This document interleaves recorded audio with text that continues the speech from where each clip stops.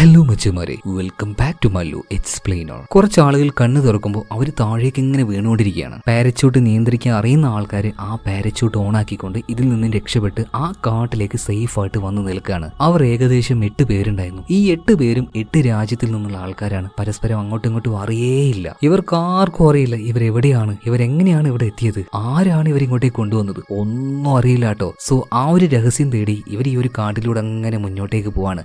പോയി അവസാനം ഇവർ ആ ഒരു രഹസ്യം കണ്ടുപിടിക്കുന്നുണ്ട്. ഒരൊന്നൊന്നര ത്രില്ലറാണ്. തുടക്കം മുതലേ കഥയിലേക്ക് കയറും. അവസാനം വരെ ഒരേ ഫ്ലോ, ഒരേ ആക്ഷൻ. വേണമെങ്കിൽ ഒരു ഒടുക്കത്തെ സർവൈവൽ ത്രില്ലർ മൂവി എന്ന് വേണമെങ്കിലും പറയാം. അപ്പൊ ധൈര്യമായിട്ട് കണ്ടു, ഒരിക്കലും പുറടിക്കില്ല, ധൈര്യമായിട്ട് കണ്ടോളൂ. സോ നേരെ കഥയുടെ ഈ മായാലോകത്തിലേക്ക് നമുക്ക് പോയല്ലേ. കഥയുടെ ആരംഭത്തിൽ തന്നെ ഡയറക്റ്റ് ആയിട്ട് നമ്മളെ ഈ ഒരു കഥയിലേക്ക് അവർ കൊണ്ടുപോവാണ്. അതായത് ആകാശത്ത് നിന്ന് വീണുകൊണ്ടിരിക്കുന്ന ഒരു മനുഷ്യനെ കാണിക്കുകയാണ്. സത്യം പറയുകയാണെങ്കിൽ വീണുകൊണ്ടിരിക്കുമ്പോൾ പകുതി എത്തിയപ്പോഴാണ് അവന് ബോധം തന്നെ വന്നത്. അവന്റെ ഷോൾഡറിൽ ഒരു പാരച്യൂട്ട് ഉണ്ടായിരുന്നു. ഇത് ഓപ്പൺ ആക്കാൻ നോക്കിയിട്ട് പറ്റുന്നില്ല. താഴേക്ക് എത്താനായിട്ടുണ്ട്. വീണിട്ടുണ്ടെങ്കിൽ തവിട് പൊടിയാവും. സോ നിലത്തെത്തുന്നതിന്റെ ജസ്റ്റ് നിമിഷങ്ങൾക്ക് മുന്നേ ആ ഒരു പാരച്യൂട്ട് ഓപ്പൺ ആവുകയാണ്. എന്തോ ഭാഗ്യത്തിന് ഇവൻ സേഫ് ആയിട്ട് തന്നെ നിലത്ത് വന്ന് ലാൻഡ് ആവുന്നുണ്ട്. റോയ്സ്, ഇവനാണ് നമ്മുടെ കഥാനായകൻ. അമേരിക്കയിൽ തന്നെ സ്പെഷ്യൽ ഫോഴ്സ് ഉണ്ട്.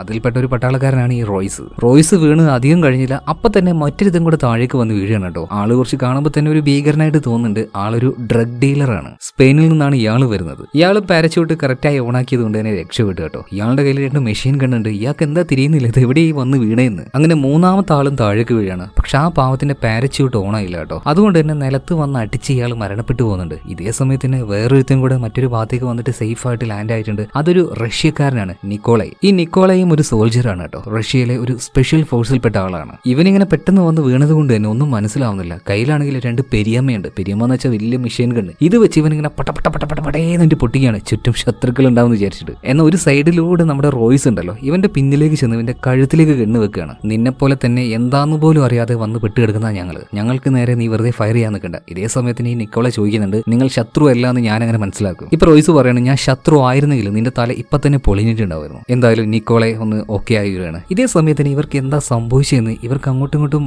മനസ്സിലാവുന്നില്ല. എങ്ങനെ ഇവിടെ എത്തി, ഏതാണ് ഈ സ്ഥലം? ഈ ഡാരിയോ അതുപോലെ തന്നെ നിക്കോള രണ്ടുപേരും പറയുന്നുണ്ട്, പെട്ടെന്ന് അവര് എന്തോ ഒരു ഓപ്പറേഷന് പോകുന്ന സമയത്ത് ഒരു വെളിച്ചം കണ്ടു. അത് മാത്രമേ ഓർമ്മയുള്ളൂ. അതുപോലെ വീണ്ടും ഒരാൾ കൂടെ പാരച്യൂട്ടിൽ വന്നിറങ്ങുന്നുണ്ട്. അതൊരു സ്ത്രീയായിരുന്നു. അവളുടെ പേര് ഇസബെല്ല എന്നാണ്. ഇസബെല്ല ഒരു ഷോർപ്പ് ആയിട്ടുള്ള സ്നൈപ്പറാണ്. ഇസ്രായേലിന്റെ ഏതോ ഒരു ഫോഴ്സിൽപ്പെട്ട ആളാണ് ഈ ഇസബെല്ല. അവൾക്കും മനസ്സിലാവുന്നില്ല എന്തുകൊണ്ട് ഞാൻ ഇവിടെ വന്ന് വീണു എന്ന്. പക്ഷെ എല്ലാവർക്കും എല്ലാത്തിനുള്ള ഉത്തരം അവസാനം കിട്ടുക തന്നെ ചെയ്യും. അതുപോലെ ഇവർ അങ്ങോട്ടും ഇങ്ങോട്ടും നോക്കിയിട്ട് ഇത് ഏതാണ് കാട്, ഓരോരുത്തരും ഓരോ കാടിന്റെ പേര് പറയുന്നുണ്ട്. എന്നാൽ ഈ സമയത്ത് ഇസബെല്ല പറയണത്, ഏയ് ആ കാടൊന്നുമല്ല, മിക്കവാറും ഇത് ആമസോൺ കാട് ആവാനാണ് സാധ്യത. ഈ സമയത്തും ഇങ്ങനെ തണുപ്പ് വേണമെങ്കിൽ ഇത് ആമസോൺ തന്നെയാണ്. ഇവരിങ്ങനെ സംസാരിച്ചുകൊണ്ടിരിക്കുമ്പോൾ കുറച്ച് മരങ്ങൾക്ക് അപ്പുറത്തായിട്ട് ഒരാൾ നിൽക്കുന്നുണ്ട്. ആളൊരു ജപ്പാൻകാരനാണ്. അവിടെ തന്നെ ഉണ്ടായിരുന്ന ഒരു വലിയ ഗ്യാങ്സ്റ്റർ കൂട്ടത്തിൽപ്പെട്ട ആളാണ് ഇയാൾ. തൽക്കാലം നമുക്ക് ഇയാളെ യാക്കൂസ എന്ന് വിളിക്കാം. പിന്നെ ഈ യാക്കൂസയുടെ കാര്യം പറയുകയാണെങ്കിൽ അധികം ഒന്നും സംസാരിക്കില്ല കേട്ടോ. കാരണം ഇയാൾ ഓവർ സംസാരിച്ചു എന്നതിന്റെ പേരിൽ ഇവരുടെ ഗ്യാങ്ങിൽ തന്നെ ചില ആൾക്കാർ യാക്കൂസയുടെ 2 വിരലും വെട്ടി മാറ്റിയിട്ടുണ്ട്. പിന്നീട് എല്ലാവരും പതിയെ മുന്നോട്ടേക്ക് പോകുന്ന സമയത്ത് ഈ യാക്കൂസ ഉണ്ടല്ലോ, ഇവന്റെ ആ ഒരു ഷൂ അവിടെ ഊരിക്കളയാണ്. അതായത് എന്തൊക്കെയോ അവന്റെ ഉള്ളിലെ കാര്യങ്ങളും അവന്റെ ആ ഒരു പഴയ പാസ്റ്റ് ഇതെല്ലാം അവനിവിടെ ഉപേക്ഷിക്കുകയാണ്. കാണുമ്പോൾ തന്നെ മനസ്സിലാകും അത്യാവശ്യം സ്ട്രെയിഞ്ച് ആയിട്ടുള്ള ഒരു മനുഷ്യനാണ് ഈ യാക്കൂസ എന്ന്. അയാളുടെ മുഖം തന്നെ നോക്കിയ ഒരു സ്ട്രെയിഞ്ച്നെസ് ഫീൽ ആവുന്നില്ലേ. അതുപോലെ വേറെ 2 ആൾക്കാരും കൂടെ ഇവർ കാണുകയാണ്. 2 പേരും തമ്മിൽ പൂരം ഫൈറ്റ് നടന്നുകൊണ്ടിരിക്കുകയാണ്. എങ്ങനെയൊക്കെ ഇവർ പിടിച്ചു മാറ്റുന്നുണ്ട്. ഇതിൽ ഒരാള് ഒരു സൈക്കോയാണ് കേട്ടോ. 38 പേരെ കൊന്നിട്ടുണ്ട്, ഒരുപാട് പേരെ റേപ്പ് ചെയ്തിട്ടുണ്ട്. മാത്രമല്ല ഈ ഒരു സൈക്കോയെ 2 ദിവസം കൊണ്ട് തൂക്കിലേറ്റാൻ നിന്നതാണ്. ആ സമയത്താണ് ഈ കാട്ടിലേക്ക് അവൻ വന്നു പെട്ടത്. ഇവൻ ഒരു ജയിൽ പുള്ളിയാണെന്ന് അറിഞ്ഞത് കൊണ്ട് തന്നെ മറ്റാൾ ഫൈറ്റ് ചെയ്തത് കേട്ടോ. അവന്റെ പേര് ബംബോസ എന്നാണ്. ആഫ്രിക്കയിലെ തന്നെ ഏതോ ഒരു ഡെത്ത് സ്ക്വാഡിൽപ്പെട്ട ആളാണ് ഈ ബംബോസ. ഇനിയും ആരെങ്കിലും ഉണ്ടോന്ന് ഇവരിങ്ങനെ ചുറ്റും നോക്കുന്ന സമയത്ത് പാരച്യൂട്ടിലേക്ക് താഴേക്ക് വന്ന് ഇറങ്ങിയ ഒരുത്തൻ ഇപ്പോഴും താഴേക്ക് ഇറങ്ങിയിട്ടില്ല. ഒരു മരത്തിൽ അങ്ങനെ കുടിയും കെടുക്കാണ്. ഇവനിങ്ങനെ നിലവിളിക്കുന്നുണ്ട്, രക്ഷിക്കണേന്ന് പറഞ്ഞിട്ട്. ആളെ കണ്ടാൽ അറിയാം ഒരു സാധുവാണെന്ന്. ഡോക്ടർ എഡ്വിൻ, അതാണ് അവന്റെ പേര്. സോ ഇവരിപ്പോ ടോട്ടൽ 8 പേരായിട്ടുണ്ട്. ആരൊക്കെയാണ് ഓരോരുത്തരെയും നോക്കി വെച്ചോ. ഒന്ന് നമ്മുടെ കഥാനായകനായിട്ടുള്ള റോയ്സ്, പിന്നെ നമ്മുടെ കഥാനായികയായിട്ടുള്ള ഇസബെല്ല, പിന്നെ റഷ്യൻ പട്ടാളക്കാരനായിട്ടുള്ള നിക്കോളെ, പിന്നെ ഒരു ഡ്രഗ് ഡീലർ ആയിട്ടുള്ള ഡാരിയോ, പിന്നെ ജപ്പാൻകാരനായിട്ടുള്ള യാക്കൂസ, പിന്നെ ആ ഒരു സൈക്കോ, പിന്നെ ആഫ്രിക്കക്കാരനായിട്ടുള്ള ബംബോസ, പിന്നെ ഡോക്ടർ എഡ്വിൻ അവസാനം വന്ന ആളാണ്. ബാക്കിയുള്ളവരെ വെച്ച് കമ്പയർ ചെയ്യുകയാണെങ്കിൽ ഡോക്ടർ എഡ്വിൻ ആണ് ഈ ഒരു കൂട്ടത്തിലെ ഏറ്റവും വലിയ ദുർബലൻ. ബാക്കിയുള്ളവരെ അപേക്ഷിച്ച് കായിക ശേഷിയും കുറവാണ്, ധൈര്യവും കുറവാണ്. അങ്ങനെ ഇവരിങ്ങനെ പതിയെ ആ ഒരു കാട്ടിലൂടെ മുന്നോട്ടേക്ക് പോകുന്ന സമയത്ത് ജപ്പാൻകാരനായിട്ടുള്ള യാക്കൂസ എന്തോ വലിയൊരു സ്ട്രക്ചർ കണ്ട് അവിടെ നിൽക്കുകയാണ്. എല്ലാവരും ഇപ്പൊ അങ്ങോട്ടേക്ക് വരുന്നുണ്ട്. ഇപ്പൊ ആ ഒരു സ്ട്രക്ചർ കണ്ടെന്ന് പറയുന്നില്ലേ, ഇതിന് താഴെയായിട്ട് ഒരുപാട് അസ്ഥികുടങ്ങൾ, തലയോട്ടികൾ ഇതെല്ലാം കാണാണ്. ഇതേ സമയത്ത് തന്നെ ബംബോസ് പറയാണ്, ഇത് എന്തോ ഒരു അംഗീകാരം പോലെയാണ്. ഇവിടെ ആരൊക്കെയോ എന്തൊക്കെയോ ചെയ്യുന്നുണ്ട്. ശരിക്കും അവരുടെ ആ ഒരു പോരാട്ടത്തിനൊടുവിൽ ആ തോൽപ്പിച്ച ആളുടെ ആ ഒരു അസ്ഥികുടങ്ങളാണ് ഇവിടെ വന്ന് കൂട്ടിയിട്ടിരിക്കുന്നത്. സോ ഇത് അവർക്ക് അവർക്കൊരു അഭിമാനം പോലെയാണ്. ഇതൊന്നും അല്ലാന്ന് ഇപ്പൊ നിക്കോള പറയാണ്. നിക്കോള ഒരു റഷ്യൻ പട്ടാളക്കാരാണ്. ഇവൻ പറയാണ് ഇതെന്തോ ഒരു മിലിറ്ററി ടെസ്റ്റ് ആണ്. ഇത് കേട്ട ഇസബെല്ല പറയാണ് ഒരിക്കലും ആവാൻ സാധ്യതയില്ല. കാരണം മിലിറ്ററി ടെസ്റ്റ് ആണെങ്കിൽ പല രാജ്യത്തുള്ള പല ഭാഗത്തുള്ള നമ്മൾ എന്തിനാണ് ഒരേ കാട്ടിലേക്ക് എത്തുന്നത്? ഇതൊന്നുമല്ല. ഇപ്പൊ ഒരു ഡ്രഗ് ഡീലർ ആയിട്ടുള്ള ഡാരി പറയാണ് അങ്ങനെയാണെങ്കിൽ നമ്മളെ ആരോ കടത്തിയിരിക്കുകയാണ്. ഈ ഒരു പരിപാടി ഞങ്ങളും ചെയ്യാറുണ്ട്. ഇതുപോലെ തട്ടിക്കൊണ്ടുപോകും, എന്നിട്ട് ഒരു ഡ്രമ്മിലിട്ട് പൂട്ടും, എന്നിട്ട് ആ ഒരാളെ വെച്ച് വിലവേശം. കാശ് കിട്ടുകയാണെങ്കിൽ ആള് തിരിച്ചു കൊടുക്കും, അല്ലെങ്കിൽ ആ ഒരു ഡ്രമ്മിലിട്ട് ഇയാളെ കത്തിച്ചു കളയും. അപ്പൊ അതുപോലെ തന്നെ നമ്മളിൽ നിന്നും എന്തോ ഒന്ന് കിട്ടാനായിട്ട് നമ്മൾ ആരോ തട്ടിക്കൊണ്ടുപോയതാണ്. എന്നാൽ ഒരു സൈക്കോ പറയണ അതൊന്നുമല്ല, ഇത് നമുക്കാരോ കുറെ ഒരു മരുന്നൊക്കെ തന്നിട്ട് ഇതെന്തോ ഒരു കെമിക്കൽ പരീക്ഷണമാണെന്ന് പറയുമ്പോൾ ഇപ്പൊ ഡോക്ടർ എഡ്വിൻ പറയാണ് ഒരിക്കലും അതും ആവാൻ സാധ്യതയില്ല. കാരണം അങ്ങനെ എന്തെങ്കിലും ഒരു മരുന്ന് നമുക്ക് തന്നിട്ടുണ്ടെങ്കിൽ നമുക്ക് കാഴ്ച ഇത്ര ക്ലിയർ ആവില്ല, കണ്ണിനൊരു ബ്ലർ, ഒരു മങ്ങല് പോലെ ഉണ്ടാവും. പക്ഷെ അങ്ങനെയൊന്നും ഇല്ലല്ലോ. അതിനർത്ഥം ഇതൊന്നുമല്ല കേട്ടോ. പിന്നെ സംസാരത്തിനിടയിൽ കുറച്ച് കൈവിട്ട കാര്യങ്ങളൂടെ ഇവർ സംസാരിക്കുകയാണ്. ഇവരെല്ലാവരും മരിച്ചുപോയി, ഇത് മറ്റേതൊരു ലോകത്തിലേക്ക് ഇവരെത്തിയതാണ്. ഇങ്ങനെ പറയാനുള്ള കാരണം ഭൂമിയുടെ പല ഭാഗത്തുണ്ടായിരുന്ന ആൾക്കാരാണ് ഇവർ. പിന്നീട് കണ്ണു തുറന്ന് നോക്കുമ്പോൾ ഇവിടെ ഇങ്ങനെ വന്ന് നിൽക്കുകയാണ്. ഇനി ഈ വർത്താനത്തിനൊന്നും കൂടാതെ നമ്മുടെ കഥാനായകനായിട്ടുള്ള റോയ്സ് പറയാണ് ഇതൊന്നുമല്ല, നിങ്ങൾ വാ, നമുക്ക് നല്ല ഉയരുള്ള ഭാഗത്തേക്ക് പോയി നോക്കിയാൽ മാത്രമേ ഏതാണ് ഈ സ്ഥലം എന്നുള്ളത് നമുക്ക് മനസ്സിലാവുമല്ലോ. സോ അവൻ മുന്നോട്ടേക്ക് നടക്കുകയാണ്. എല്ലാവരും അവന്റെ പിന്നാലെ പോകുന്നുണ്ട്. പോകുന്ന വഴിയിൽ വളരെയധികം വിചിത്രമായിട്ടുള്ള ഒരു പ്ലാന്റ് ഈ ഡോക്ടർ എഡ്വിൻ കാണുകയാണ്. ഇപ്പൊ അങ്ങോട്ടേക്ക് വന്നിട്ടുള്ള ഈ നിക്കോള ഉണ്ടല്ലോ, അതായത് റഷ്യൻ പട്ടാളക്കാരൻ, അവനോട് ഇത് ഏതാണെന്ന് പ്ലാന്റ് എന്ന് പറഞ്ഞു കൊടുക്കുകയാണ്. ആർക്കോഫെറ്റിസ്നോ അങ്ങനെ എന്തോ ആണ്. ഇതിന്റെ ആ ഒരു നീര് മേത്താവുകയാണെങ്കിൽ മരിക്കൊന്നുമില്ല, പക്ഷെ കുറച്ചു നേരത്തേക്ക് കൈയും കാലും, അതായത് കഴുത്തിന് താഴോട്ട് പൂർണ്ണമായിട്ടും തളർന്നു പോകും. ചിലപ്പോൾ സംസാരിക്കാൻ വരെ പറ്റാതായി വരും. പക്ഷെ ആ ഒരു കെമിക്കലിന് അധിക നേരമൊന്നും മനുഷ്യൻ ഇങ്ങനെ ആക്കാൻ കഴിയില്ല. കുറച്ചു നേരം കൊണ്ട് മനുഷ്യൻ പഴയതുപോലെ തന്നെ ആകും. സോ വിചിത്രമായിട്ടുള്ള വ്യത്യസ്തമായിട്ടുള്ള പല പ്ലാന്റുകളും ഈ ഒരു കാട്ടിലുണ്ട്. അങ്ങനെ ഒരുപാട് ദൂരം നടന്ന സമയത്ത് കുറച്ചേരം റെസ്റ്റ് എടുക്കാനൊക്കെ വിചാരിക്കുമ്പോൾ നമ്മുടെ ഈ റോയ്സ് ഉണ്ടല്ലോ, ഇവൻ സമ്മതിക്കുന്നില്ല. കണ്ടിന്യൂസ് ആയിട്ട് ട്രാവൽ ചെയ്യണം തന്നെ പറയാണ്. അതുപോലെ നമ്മുടെ ഇസബെല്ല ഒരു ഇലയെടുത്ത് അതിലെന്തോ ഒരു മെറ്റൽ പീസോ അങ്ങനെ എന്തോ വെച്ച് ഒരു വടക്ക് നോക്കി യന്ത്രത്തിന്റെ ഒരു മാതൃക ഉണ്ടാക്കുകയാണ്. എന്നാൽ ഇതിങ്ങനെ കിടന്ന് കറങ്ങുകയല്ലാതെ ഒരു ദിശയിലേക്ക് ഇത് നിൽക്കുന്നില്ല. അതിനർത്ഥം എന്താ? നോർത്ത് പോളും ഇല്ല, സൗത്ത് പോളും ഇല്ല, ഇതെന്തോന്ന് ലോകം ഇത്? അപ്പൊ തന്നെ റോയ്സ് ഈ ഇസബെല്ലയോട് ഒരു കാര്യം പറയുന്നുണ്ട്. അത് മാത്രമല്ല, നീ വന്നപ്പോൾ മുതൽ ശ്രദ്ധിച്ചോ, സൂര്യൻ നിൽക്കുന്ന ഒരു പൊസിഷനിൽ അതിനൊരു മാറ്റം വന്നിട്ടില്ല, ഇപ്പോഴും അതങ്ങനെ തന്നെ നിൽക്കുകയാണ്. പിന്നെ നമ്മൾ ഈ 7 പേരെയും നീ ശ്രദ്ധിച്ചോ,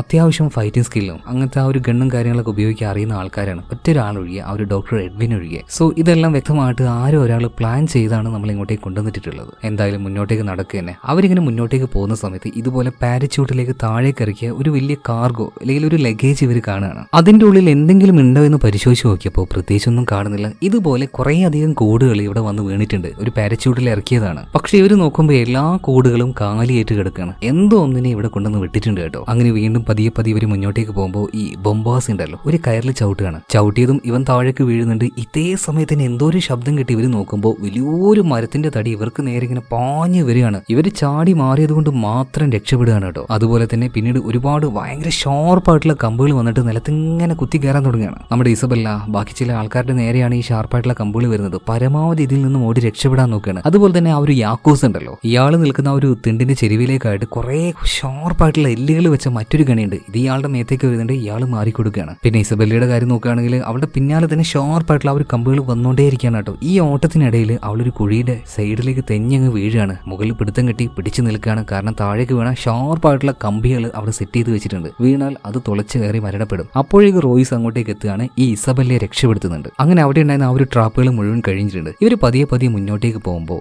വല്ലാതെ രീതിയിൽ ദ്രവിച്ചു കിടക്കുന്ന ഒരു മനുഷ്യന്റെ ബോഡി കാണുകയാണ്. അധിക നാളൊന്നും ആയിട്ടില്ല, ഒരു 2-3 ആഴ്ച. മാത്രമല്ല അതും ഒരു പട്ടാളക്കാരനാണ്. ഇവന്റെ ശരീരത്തിൽ നിറയെ മുറിവുകളുണ്ട്. അതുപോലെ തന്നെ ഇവന്റെ കയ്യിലുണ്ടായിരുന്ന ഒരു ബുക്ക് നോക്കിയപ്പോൾ ഇവൻ ഏത് രാജ്യക്കാരനാണെന്ന് മനസ്സിലായി. ഒരു അഫ്ഗാനി ആയിട്ടുള്ള പട്ടാളക്കാരനാണ്. അപ്പൊ ഈ ഒരു ട്രാപ്പ് വെച്ചത് മറ്റാരുമല്ല, ഈ ഒരു മനുഷ്യൻ തന്നെയാണ്. പക്ഷേ മനുഷ്യനെ പിടിക്കാൻ വേണ്ടിയല്ല ഈ ഒരു ട്രാപ്പ് വെച്ചതെന്ന് റോയ്സ് പറയാണ്. കാരണം ഇവർ തുടക്കത്തിലേ ഇങ്ങോട്ടേക്ക് വന്നപ്പോൾ ഒരു വലിയ മരത്തടി ഇവർക്ക് നേരെ വന്നില്ലേ. ആ ഒരു ട്രാപ്പ് സെറ്റ് ചെയ്യുന്ന സമയത്ത് അതിന്റെ ഒരു റൂൾ ഉണ്ട്. ഇങ്ങനത്തെ കാര്യമൊക്കെ റോയ്സിന് നന്നായിട്ട് അറിയാം. അതായത് മനുഷ്യന് വേണ്ടിയിട്ടാണ് അങ്ങനെ ഒരു ട്രാപ്പ് വെക്കുന്നെങ്കിൽ മനുഷ്യനേക്കാൾ 5 ഇരട്ടി വലുപ്പവും അതുപോലെ തന്നെ കനമുള്ള ഒരു തടിയായിരിക്കണം. പക്ഷേ ഇത് നമ്മൾ മനുഷ്യരെക്കാൾ ഒരു 10 ഇരട്ടിയോളം വലുപ്പം അധികമുണ്ട്, അതുപോലെ തന്നെ കനം ഉണ്ടാവും. അതുകൊണ്ട് ഇത് മനുഷ്യരെ പിടിക്കാനായിട്ടുള്ള ഒരു ട്രാപ്പ് അല്ല ഇത്. ഐ തിങ്ക് നമ്മളെക്കാളൊക്കെ വലുതായിട്ടുള്ള മറ്റെന്തിനെയും ഒന്ന് പിടിക്കാനായിട്ടാണ്. പക്ഷേ ഈ പട്ടാളക്കാരൻ അങ്ങനെ ഒരു ട്രാപ്പ് ഒരുക്കിയെങ്കിലും ആ ഒരു ജീവി ഇതിൽ വീണില്ല. പകരം ആ ഒരു ജീവി ഇങ്ങോട്ടേക്ക് വന്ന് ഈ പട്ടാളക്കാരനെ കൊന്നു കളഞ്ഞു. അതുകൊണ്ട് തന്നെ വളരെയധികം ശ്രദ്ധിച്ച് വേണം ഇനി മുന്നോട്ടേക്ക് നമ്മൾ പോകാനെന്ന് റോയ്സ് പറയാണ്. അങ്ങനെ കുറച്ചുകൂടി ദൂരം ഇവർ മുന്നോട്ടേക്ക് പോകണം. അത്യാവശ്യം ഹൈറ്റ് ആയിട്ടുള്ള ഒരു ഭാഗത്തേക്ക് ഇവർ വന്ന് നോക്കി. ആ സമയത്ത് ഇവർ വല്ലാതെ ഞെട്ടിച്ച് കളയുന്ന ഒരു കാഴ്ച കാണുകയാണ്. അതായത് ഒരുപാട് വലിയ വലിയ ഗ്രഹങ്ങൾ,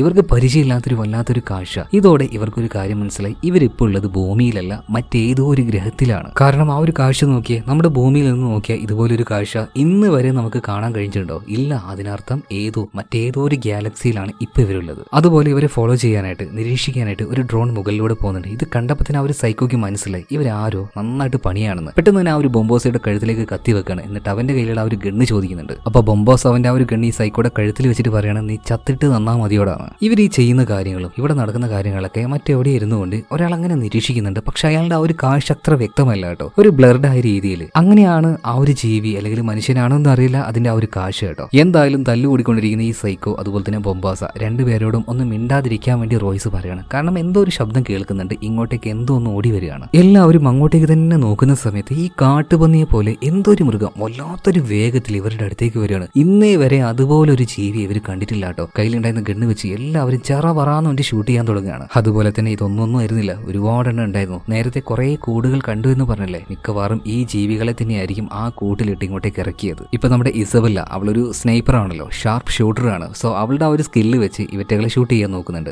പിന്നെ ആ ഒരു റഷ്യക്കാരൻ ഇവന്റെ കയ്യിൽ മറ്റേ പെരിയമ്മ എന്ന് പറഞ്ഞ വലിയ ഗണ്ണുണ്ടല്ലോ, ഇത് വെച്ച് അടിച്ചങ്ങോട്ട് പൊട്ടിക്കാണ് എന്ന് പറഞ്ഞിട്ട്. എന്നാലും ഇവറ്റകൾ വരുന്ന തീരുന്നില്ല, ഇതിങ്ങനെ വന്നുകൊണ്ടിരിക്കുകയാണ്. ഇതിന്റെ ഇടയ്ക്ക് ഈ സൈക്കോ ഇവന്റെ മേത്തേക്കും ഒരു ജീവി ചാടി കയറുന്നുണ്ട് കേട്ടോ. സൈക്കോകൾ അറിയാലോ, ഈ കത്തി ഉപയോഗിച്ച് മനുഷ്യരെ കൊല്ലുന്നതിൽ ഇവർ എക്സ്പേർട്ടുകളാണ്. എന്തായാലും ആ ഒരു സ്കില്ല് ഈ സൈക്കോ ഇവിടെ വെച്ച് ഉപയോഗിക്കാണ് കേട്ടോ. ആ ഒരു ജീവി ഇങ്ങനെ കുത്തുന്നുണ്ടെങ്കിലും ഇത് ചാവുന്നില്ല. എന്നാൽ അങ്ങോട്ടേക്ക് വന്ന ബൊംബോസയാണ് ഈ സൈക്കോയെ രക്ഷപ്പെടുത്തുന്നത്. അതുപോലെ തന്നെ റോയ്സ് അവന്റെ കയ്യിലുണ്ടായിരുന്ന ആ ഒരു ബുള്ളറ്റും കഴിഞ്ഞു. ഇപ്പൊ കയ്യിലുണ്ടായിരുന്ന ആ ഒരു വാളെടുക്കുന്നുണ്ട്. വാളല്ല, ഒരു ചെറിയ കത്തിയാണ്, ഭയങ്കര ഷാർപ്പാണ്. ഇത് വെച്ച് ഒരെണ്ണത്തിന്റെ തല വെട്ടിയിടുകയാണ്. പിന്നെ ഇസബെല്ലെ നോക്കുകയാണെങ്കിൽ അവളുടെ കയ്യിൽ ആ ഒരു സ്നൈപ്പർ അതിൽ ഒരുപാട് ബുള്ളറ്റും കാര്യങ്ങളൊന്നും ഇല്ലായിരുന്നു. അതുകൊണ്ട് ചെറിയ ഒരു പിസ്റ്റൽ വെച്ച് ഈ ജീവിയെ വെടിവെക്കാൻ നോക്കുന്നുണ്ട്. എന്നാൽ അതൊന്നും ഈ ജീവിക്ക് ഏൽക്കുന്നില്ല. ഇപ്പൊ അവള് തീരുമാനിക്കാണ് ഇതിന്റെ കൈപ്പെട്ട് ചാവുന്നതിൽ നല്ലത് മരിക്കുന്നതാണ്. തലയിലേക്ക് ആ ഒരു ഗണ്ണ് പിടിച്ച് അവൾ സ്വയം മരിക്കാൻ വേണ്ടി നോക്കുന്ന സമയത്ത് ഒരു ശൂളം വിളി കേൾക്കാണ്. ഇത് കേട്ട ഉടനെ ഈ ജീവികളെല്ലാവരും പെട്ടെന്ന് തന്നെ ഇവിടുന്ന് തിരിച്ചു പോവാണ്. ഈ ഒരു കാര്യം ശ്രദ്ധിച്ച സമയത്ത് റോയ്സ് പറയാണ്, അതായത് ഈ ജീവികളെയൊക്കെ ആരോ ഒരാളെ കൺട്രോൾ ചെയ്യുന്നുണ്ട്. മാത്രമല്ല ഈ ഒരു ഭൂമി എന്ന് പറയുന്നത് ഇതൊരു വേട്ടഭൂമിയാണ്. നമ്മൾ അവിടെയുള്ള ഇരകളാണ്. വേട്ടക്കാരൻ മറ്റെവിടെയോ മറിഞ്ഞിരിക്കുന്നുണ്ട്. ഇനി നമുക്ക് ചെയ്യാൻ പറ്റുന്ന ഒരേ ഒരു കാര്യം ഒന്നില്ലെങ്കിൽ മരിക്കുക അല്ലെങ്കിൽ കൊല്ലുക. ഇവരിങ്ങനെ സംസാരിച്ചുകൊണ്ടിരിക്കുമ്പോൾ ഇവരുടെ കൂട്ടത്തിലുണ്ടായിരുന്ന ആ ഒരു ഡ്രഗ് ഡീലർ ഉണ്ടല്ലോ, സ്പെയിൻകാരൻ ഡാരിയോ, ഇയാളുടെ കരച്ചിൽ കേൾക്കാണ്. ഇവരെല്ലാവരും അങ്ങോട്ടേക്ക് ചെന്ന് നോക്കുമ്പോൾ ഒരു കാടിന്റെ ഒരു ഭാഗത്തായിട്ട് ഇയാൾ അങ്ങനെ ഇരുത്തി വെച്ചിരിക്കുകയാണ്. ഇയാൾക്ക് എഴുന്നേൽക്കാൻ കഴിയുന്നില്ല. രക്ഷപ്പെടുത്താൻ വേണ്ടി ഇവരെല്ലാവരും അങ്ങോട്ടേക്ക് പോകാൻ നിൽക്കുമ്പോൾ റോയ്സ് തടുക്കാണ്, വേണ്ട, എന്തെങ്കിലും ഒരു ട്രാപ്പ് ഇവിടെ ഉണ്ടാവാനുള്ള സാധ്യതയുണ്ട്. ഒരു ചെറിയ കല്ലെടുത്ത് അങ്ങോട്ടേക്ക് എറിയുന്ന സമയത്ത് പറഞ്ഞതുപോലെ തന്നെ ആ ഒരു പ്രിഡേറ്റേഴ്സ് ഇവർക്ക് വേണ്ടി ഒരു ട്രാപ്പ് അവിടെ വെച്ചിട്ടുണ്ടായിരുന്നു. സോ ഇനി ഈ ഡാരിയെ രക്ഷപ്പെടുത്തുക എന്നുള്ളത് അസാധ്യമായിട്ടുള്ള കാര്യമാണ്. അതുകൊണ്ട് തന്നെ നമുക്ക് അവനെ വിട്ടേക്കാന്ന് റോയ്സ് പറയണം.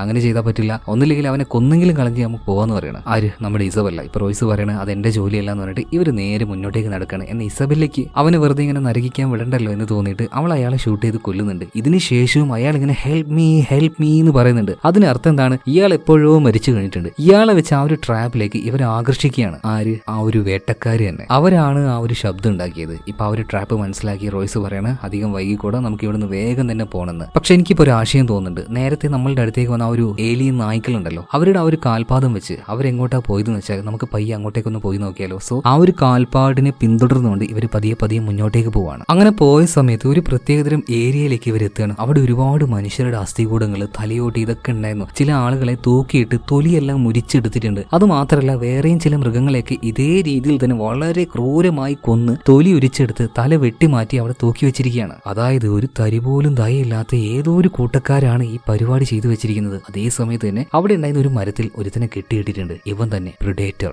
ഇവനെ പോലെയുള്ള പ്രിഡേറ്റേഴ്സ് ആണ് ഇവരെ ഇങ്ങോട്ടേക്ക് കൊണ്ടുവന്നത്. എന്നാൽ അവരുടെ കൂട്ടത്തിൽ തന്നെയുള്ള ഒരാൾ എന്തിനാണ് ഈ മരത്തിൽ ഇങ്ങനെ കെട്ടിവെച്ചിരിക്കുന്നത്? അതിന് മറ്റെന്തെങ്കിലും ഒരു കാരണം ഉണ്ടാകും. അതുപോലെ തന്നെ ഈ പ്രിഡേറ്റേഴ്സ് ഇവറ്റകൾ എന്താണെന്ന് അറിയാത്തവർക്ക് ഞാൻ ചെറുതായിട്ടൊരു കാര്യം പറഞ്ഞുതരാം. അതായത് പ്രിഡേറ്റേഴ്സിന് വെച്ച് ഒരുപാട് സിനിമകൾ ഇറങ്ങിയിട്ടുണ്ട്. ഇവറ്റകൾ എന്ന് വെച്ചാൽ ഒരു അന്യഗ്രഹ ജീവികളാണ്. രൂപത്തിൽ മൃഗത്തെ പോലെ തോന്നുന്നുണ്ടെങ്കിലും ടെക്നോളജിയിൽ ഭയങ്കര മുന്നിലാണ്. മനുഷ്യരെക്കാൾ മുന്നിലാണ് ഈ ജീവികൾ. ഇവരുടെ പ്രധാന ഹോബി എന്താന്ന് വെച്ചാൽ നമ്മുടെ ഭൂമിയെ പോലെ ഒരുപാട് ഗ്രഹങ്ങൾ വേറെയുണ്ടല്ലോ, അവിടെയൊക്കെ ചെന്ന് അവിടെയുള്ള ജീവികളെ വേട്ടയാടി ഒരുപാട് പേരെ കൊല്ലുകയാണെങ്കിൽ ഇത് അവർക്ക് വലിയൊരു ബഹുമതി പോലെയാണ്. അത് അവരുടെ ഒരു കൾച്ചറാണ്. സോ അതിനു വേണ്ടിയിട്ടാണ് ഇതുപോലുള്ള പ്രിഡേറ്റേഴ്സ് മനുഷ്യരെ ഈ ഗ്രഹത്തിലേക്ക് കൊണ്ടുവന്നിരിക്കുന്നത്. ഇപ്പൊ അവിടെ ഒരു തന്നെ, അതായത് ഒരു പ്രിഡേറ്ററിനെ കെട്ടിവെച്ചിരിക്കുന്നെന്ന് പറഞ്ഞില്ലേ, അത് ചത്തു എന്ന് കരുതിയിട്ട് നിക്കോൾ അങ്ങോട്ടേക്ക് ചെല്ലുകയാണ്. എന്നാൽ അത് ചത്തിട്ടുണ്ടായിരുന്നില്ല. പെട്ടെന്ന് ഇവരെ നോക്കിയിട്ട് അത് അമറുകയാണ്. പോ അതിന്റെ ആ ഒരു കരച്ചിൽ കേട്ടപ്പോൾ തന്നെ ഇവരാകെ ഞെട്ടിപ്പോകുന്നുണ്ട്. മാത്രമല്ല ഈ ഒരു ജീവിയെ തൊട്ടടുത്ത് കണ്ട ഇസബല്ല, അവള് ശരിക്കും ഷോക്കാവാണ്. ഇവിടെ വെച്ച് അവൾക്കാണ് ഈ രഹസ്യങ്ങളും കാര്യങ്ങളൊക്കെ മനസ്സിലാവുന്നത്. കാരണം എന്താ വെച്ചാൽ ഇസബല്ലയ്ക്ക് ഈ ഒരു കാര്യം നേരത്തെ എക്സ്പീരിയൻസ് ഉണ്ടായിരുന്നു. അതെന്താണെന്ന് കഥയുടെ മുന്നോട്ടേക്ക് പോകുമ്പോൾ നമുക്ക് മനസ്സിലാക്കാം കേട്ടോ. മാത്രമല്ല ഇവരുടെ കൂട്ടത്തിൽ ഇത്രയും നേരം ഉണ്ടായിരുന്ന റോയ്സിനെ ഇപ്പൊ നോക്കിയിട്ട് കാണാനില്ല. അവൻ എവിടെ പോയി നോക്കിയിട്ട് ഇവരിങ്ങനെ തപ്പുമ്പോൾ പെട്ടെന്ന് അവിടെ ഉണ്ടായിരുന്ന ബംബോസ ഉണ്ടല്ലോ, ഇവന്റെ ദേഹത്തേക്ക് ഒരു 3-4 കുന്തം ഒരുമിച്ച് വന്നങ്ങോട്ട് കയറുകയാണ്. പെട്ടെന്ന് മരിക്കുമ്പോൾ പെട്ടെന്ന് അവിടെ മറഞ്ഞിരുന്ന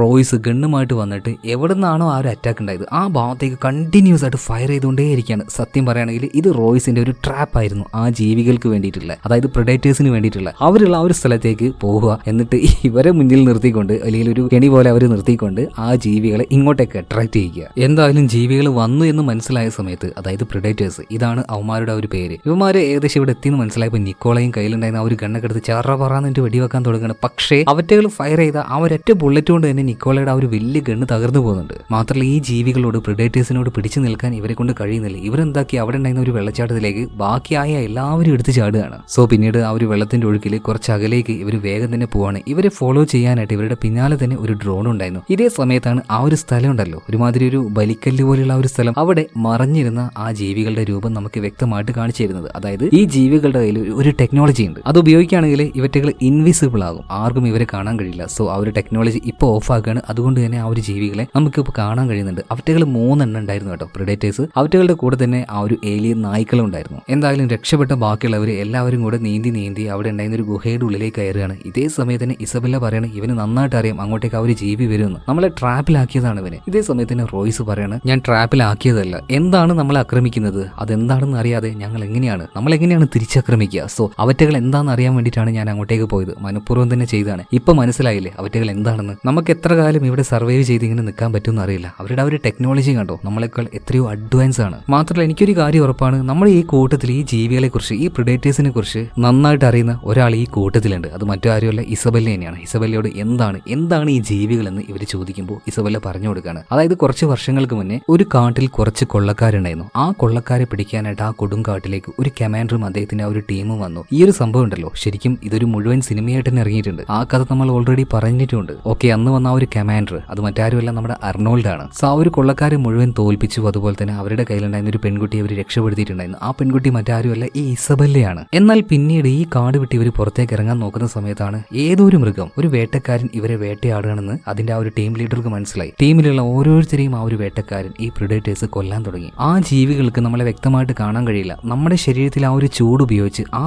ചൂടിലൂടെയാണ് അവറ്റകൾക്ക് കാണാൻ കഴിയുക. മാത്രമല്ല അവരുടെ കയ്യിൽ ഒരു ടെക്നോളജി ഉണ്ട്. ആ ടെക്നോളജി ഉപയോഗിച്ചുകൊണ്ട് അവർക്ക് ഇൻവിസിബിൾ ആകാൻ കഴിയും. പിന്നീട് ആ ഒരു ജീവിയിൽ നിന്ന് മറിഞ്ഞ് അതിനെ ആക്രമിക്കാനായിട്ട് ആ ഒരു കമാൻഡർ ഒരു വഴി കണ്ടെത്തി. ദേഹത്ത് നിറയെ ചളി പുരട്ടി. അതിലൂടെ ആ ഒരു ജീവിക്ക് ഈ കമാൻഡർ കാണാൻ പറ്റാതായി. അതിലൂടെ തന്നെ ആ ഒരു ജീവി അയാളെ കൊന്നു കളഞ്ഞു. അദ്ദേഹത്തിന്റെ കൂടെ തന്നെ ആ ഒരു കാട്ടിൽ നിന്നും എനിക്കും രക്ഷപ്പെട്ട് പുറത്തേക്ക് വരാൻ പറ്റിയിട്ടുണ്ട്. ഞാൻ അന്ന് ആ ഒരു കാട്ടിൽ കണ്ട അതേ ജീവികൾ തന്നെയാണ് ഇപ്പോഴും ഇവിടെ ഉള്ളത്. ഇത് കേട്ട സമയത്ത് റോയ്സ് പറയാണ് അദ്ദേഹത്തിന് അങ്ങനെ ഈ ജീവികളെ തോപ്പിക്കാൻ പറ്റുമെങ്കിൽ നമുക്കും അതിനെ കീഴടക്കാൻ പറ്റും, കൊല്ലാൻ പറ്റും. സോ ഇവരെല്ലാവരും പതുങ്ങിയിരിക്കുകയാണ്. ഇതുപോലെ ഏതെങ്കിലും ഒരു പ്രെഡേറ്റർ വരികയാണെങ്കിൽ അതിനെ കൊല്ലാനായിട്ട് സ്നൈപ്പറും കാര്യങ്ങളൊക്കെ റെഡിയാക്കി വെച്ചിട്ടുണ്ട്. പക്ഷേ ഇവർ സെറ്റ് ചെയ്ത ആ ഒരു ട്രാപ്പ് ഇപ്പോൾ വർക്കാവുന്നില്ല കേട്ടോ. അതുകൊണ്ട് തന്നെ തൽക്കാലം ഡോക്ടറോട് അങ്ങോട്ടേക്കൊന്ന് ഓടാൻ പറയുന്നുണ്ട്. ഇയാൾ ഓടുന്നുണ്ട്. പക്ഷേ ആ ഏലിയൻസിന്റെ മുന്നിൽ, പ്രെഡേറ്ററിന്റെ മുന്നിൽ ഓടുക എന്ന് പറഞ്ഞാൽ അത് അത്ര നിസ്സാരമായിട്ടുള്ള ഒരു കാര്യമല്ല, ഭയങ്കരമായിട്ടുള്ള ഒരു ഹെർക്കൂലിയൻ ടാസ്ക് ആണ്. എന്തായാലും ഈ ഡോക്ടർ ഓടിക്കൊണ്ടിരിക്കുന്ന സമയത്ത് നമ്മുടെ ഇസബെല്ല അവളുടെ ആ ഒരു ഗണ്ണ് വെച്ച്, സ്നൈപ്പർ വെച്ച് ഇങ്ങനെ എയിം ചെയ്യാൻ നോക്കുന്നുണ്ട്. എന്നാൽ ഈ ജീവിയുടെ വേഗത കാരണം കറക്റ്റായിട്ട് ഷൂട്ട് ചെയ്യാൻ കഴിയുന്നില്ല. അതുപോലെ തന്നെ ഈ ഡോക്ടർ എഡ്വിനാണെങ്കിൽ വിളിച്ചു പോവാണ്, വെടിവെച്ച് ഇടറോ എന്നെ ഇപ്പൊ കൊല്ലുന്നു പറഞ്ഞിട്ട്. എന്തായാലും അവസാനം ഇസബെല്ല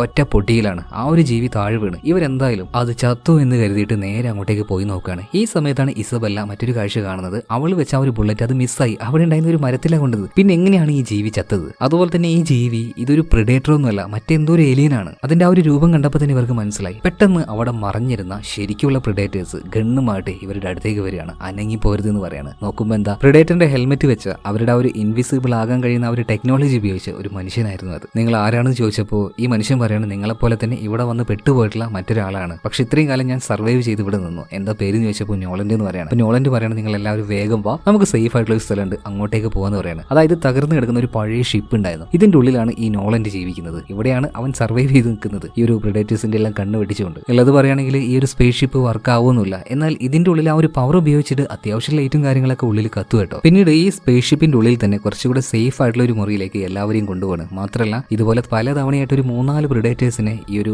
നോളൻഡ് കൊന്നിട്ടുണ്ട്. അവരുടെ കയ്യിൽ നിന്നും ആ ഒരു ടെക്നോളജി നോളൻഡ് എടുത്തിട്ടുണ്ട് കേട്ടോ. മാത്രമല്ല അവരുടെ ആ ഒരു കാഴ്ചയിൽ നിന്ന് രക്ഷപ്പെടാൻ പറ്റുന്ന ആ ഒരു ഷീൽഡും കാര്യങ്ങളൊക്കെ ഇവിടെ തന്നെ വെച്ചിട്ടുണ്ടായിരുന്നു. ഇപ്പൊ ആ ഒരു സൈക്കോ ഇതെല്ലാം എടുത്ത് നോക്കുകയാണ്. പിന്നീട് ഈ പ്രെഡേറ്റേഴ്സിനെ കുറിച്ച് നോളൻഡിന് അറിയുന്ന കാര്യങ്ങൾ പറഞ്ഞു കൊടുക്കുകയാണ്. ഇവറ്റകളുടെ ഇടയിൽ തന്നെ പല ജാതികളുണ്ട്. നമ്മൾ മനുഷ്യന്മാർക്കിടയിലും മതം എന്നൊക്കെ പറയുന്നത് പോലെ ഇവറ്റകൾക്കിടയിലും ഓരോരോ ജാതികളുണ്ട്. സോ ഇവറ്റകൾ തമ്മിൽ ഇടയ്ക്കിടയ്ക്ക് അങ്ങോട്ടും ഇങ്ങോട്ടും ഫൈറ്റ് നടക്കാറുണ്ട്, അങ്ങോട്ടും ഇങ്ങോട്ടും കൊല്ലാറുമുണ്ട്. പിന്നെ അവറ്റകൾ കൊണ്ടു കിടക്കാറുള്ള ആ ഒരു ജീവികൾ അതും കുറച്ചധികം കൊടൂരമായിട്ടുള്ള ജീവികൾ തന്നെയാണ്. പിന്നെ ഇവറ്റകളുടെ ആ ഒരു വിനോദം എന്ന് പറയുന്നത് വേട്ടയാടലാണ്. മനുഷ്യരിങ്ങനെ ഓരോ സീസണിലേക്ക് ഓരോ ഘട്ടത്തിലായിട്ട് ഇങ്ങനെ കൊണ്ടുനടും ഈ ഒരു ഗ്രഹത്തിലേക്ക്. ലോകത്തിലേക്ക്. എന്നിട്ട് അവറ്റകളുടെ ഇഷ്ടപ്രകാരം വേട്ടയാടാൻ തുടങ്ങും. ഓരോ സീസണിലും അല്ലെങ്കിൽ ഓരോ റൗണ്ടിലും 3 വെച്ച് 3 പ്രിഡേറ്റേഴ്സ് വെച്ചിട്ടാണ് അവരുടെ ഒരു ഷിപ്പ് വഴി ഇങ്ങോട്ടേക്ക് വരിക. സപ്പോസ് ചില ഒരു റൗണ്ടുകളിൽ ഈ പ്രിഡേറ്റേഴ്സ് തോൽക്കാറുണ്ട്, അതായത് മനുഷ്യർ ചിലപ്പോൾ അവരെ കൊല്ലാറുണ്ട്. ആ ഒരു സമയത്ത് എന്താണ് പ്രിഡേറ്റേഴ്സിന്റെ ഭാഗത്ത് നിന്ന് വന്ന ആ ഒരു മിസ്റ്റേക്ക് എന്ന് ബാക്കിയുള്ളവർ മനസ്സിലാക്കും. എന്നിട്ട് ആ ഒരു മിസ്റ്റേക്ക് മാറ്റിക്കൊണ്ട് ടെക്നോളജി കുറച്ചുകൂടെ ബെറ്റർ ആക്കിയിട്ട് അടുത്ത തവണ വീണ്ടും ആൾക്കാർ ഇങ്ങോട്ടേക്ക് കൊണ്ടുവരും, വീണ്ടും വേട്ടയാടാൻ തുടങ്ങും. സോ ഇത് അവരുടെ ഒരു എന്റർടൈൻമെന്റ് ആണ്, അല്ലെങ്കിൽ അത് അവരുടെ ഒരു ശീലമായിട്ടുള്ള കാര്യമാണ്. അപ്പൊ ഇതിന്റെ ഇടയിൽ എങ്ങനെയെങ്കിലും പിടിച്ചു നിൽക്കുക. കുറച്ചധികം സീസൺ ആയിട്ട് ഞാൻ എങ്ങനെയൊക്കെയോ ഇവിടെ ഇങ്ങനെ സർവൈവ് ചെയ്ത് നിൽക്കുകയാണ്. ഇനിയിപ്പോൾ നമുക്ക് രക്ഷപ്പെടണമെങ്കിൽ ഒരേ ഒരു വഴിയുള്ളൂ. ഇവന്മാര് അതായത് ഓരോ സീസണിലും 3 പ്രിഡേറ്റേഴ്സ് വെച്ച് ഇങ്ങോട്ടേക്ക് വരില്ലേ, അവർ ഉപയോഗിക്കുന്ന ആ ഒരു സ്പേസ് ഷിപ്പ് നമ്മൾ ഉപയോഗിക്കുക, അത് വെച്ച് രക്ഷപ്പെട്ടു പോവാ. പക്ഷെ ഇവിടെ നിന്നും ഒരുപാട് ദൂരെയാണ് ആ ഒരു ഷിപ്പ് ഉള്ളത്. ഇപ്പൊ റോയ്സ് ന്യായമായിട്ടുള്ളൊരു കാര്യം ചോദിക്കുകയാണ്, ഇനി അഥവാ ഒരു സാധനം നമ്മുടെ കയ്യിൽ കിട്ടിയാൽ തന്നെ അത് നമ്മളെ കൊണ്ട് ഓടിക്കാൻ പറ്റുമോ? ഇത് അവന്മാർക്കല്ലേ പറ്റുള്ളൂ. ഓക്കെ, എന്തായാലും ബാക്കിയുള്ള കാര്യങ്ങൾ നമുക്ക് നാളെ സംസാരിക്കാം. നിങ്ങൾ എന്തായാലും റെസ്റ്റ് എടുത്തോ എന്ന് പറഞ്ഞിട്ട് ഇപ്പൊ ഈ നോളന്റെ ഇവർ ആ ഒരു റൂമിൽ എത്തിക്കൊണ്ട് പുറത്തേക്ക് ഇറങ്ങുകയാണ്. കുറച്ച് ഭക്ഷണവും കാര്യങ്ങളൊക്കെ ഉണ്ട്, നിങ്ങൾ അതെല്ലാം കഴിച്ച് വിശ്രമിച്ചു എന്നും പറയുന്നുണ്ട്. ഇതേ സമയത്തിന് ഈ റഷ്യക്കാരനുണ്ടല്ലോ നിക്കോളെ, അദ്ദേഹത്തിന്റെ കയ്യിൽ ഒരു ഫോട്ടോ ഉണ്ടായിരുന്നു. അദ്ദേഹത്തിന്റെ മക്കളായിരുന്നു ആ ഒരു ഫോട്ടോയിൽ. ഒരുപാട് നാളായിട്ട് കുടുംബത്തെ വിട്ട് നിൽക്കുകയാണ്, ഇനിയിപ്പോൾ അവരെ കാണാൻ പറ്റുമെന്നും തോന്നില്ല. സോ അവന്റേതായിട്ടുള്ള ആ ഒരു സെന്റിമെന്റ്സും കാര്യങ്ങളൊക്കെ പറയുന്നുണ്ട്. ഇതേ സമയത്തിന് ആ ഒരു യാക്കൂസ് ഉണ്ടല്ലോ ജപ്പാൻകാരൻ, അവൻ അവിടെ ഒരു കാര്യം കാണുന്നുണ്ട്, ഒരു പഴയ ഒരു സാമുറായി സ്വാഡ്. ഒരുപാട് പഴയ കാലത്ത് ജപ്പാനിലെ ആൾക്കാർ ഉപയോഗിച്ചതാണ് ഈ ഒരു വാള്. അത് ഇവിടെ വരണമെങ്കിൽ ഒരുപാട് വർഷം മുന്നേ തന്നെ ഈ ഒരു ഏലിയൻസ്, അതായത് ഈ പ്രിഡേറ്റേഴ്സ് ഈ പരിപാടി തുടങ്ങിയിട്ടുണ്ട്. നൂറ്റാണ്ടുകൾക്ക് മുന്നേ തന്നെ ഭൂമിയിലെ മനുഷ്യരെ ഇങ്ങോട്ടേക്ക് കൊണ്ടുവരും, എന്നിട്ട് ഇതുപോലുള്ള ആ ഒരു വേട്ട നടത്താറുണ്ട്. എന്തായാലും ആ ഒരു വാള് ഇപ്പൊ യാക്കൂസ കയ്യിൽ വെക്കുകയാണ്. ഇപ്പൊ റോയ്സ് ഇവരോട് എല്ലാവരോടും ഒരു കാര്യം പറയുന്നുണ്ട്, അതായത് നമുക്ക് രക്ഷപ്പെടാനുള്ള ചെറിയൊരു സാധ്യത ഞാൻ കാണുന്നുണ്ട്. എന്താന്ന് വെച്ചാൽ നമ്മൾ നേരത്തെ കുറെ പേര് വെട്ടിയിട്ട ഒരു സ്ഥലത്ത് ഒരു ബലിക്കല്ല് പോലുള്ള സ്ഥലം കണ്ടില്ലേ, അവിടെ ഒരു പ്രിഡേറ്ററിനെ കെട്ടിവെച്ചത് കണ്ടില്ലേ, നമുക്ക് അവനെ അഴിച്ചുവിടാം, അവൻ ചിലപ്പോൾ നമ്മളെ സഹായിച്ചാലോ. ഇതിങ്ങനെ പറയുമ്പോൾ ഇവരുടെ ആ ഒരു റൂമിന്റെ ഉള്ളിൽ നിറയെ പുക വരികയാണ്. നോക്കുമ്പോൾ എന്താണ് ഈ ഒരു നോളജ് ഉണ്ടല്ലോ, ഇവരെ രക്ഷപ്പെടുത്താനൊന്നല്ല ഇങ്ങോട്ടേക്ക് കൊണ്ടുവന്നിട്ടുള്ളത്. ഇത്രയും ആൾക്കാർക്ക് ഇവിടെ സർവൈവ് ചെയ്യാനൊന്നും കഴിയില്ല, ഭക്ഷണമില്ല,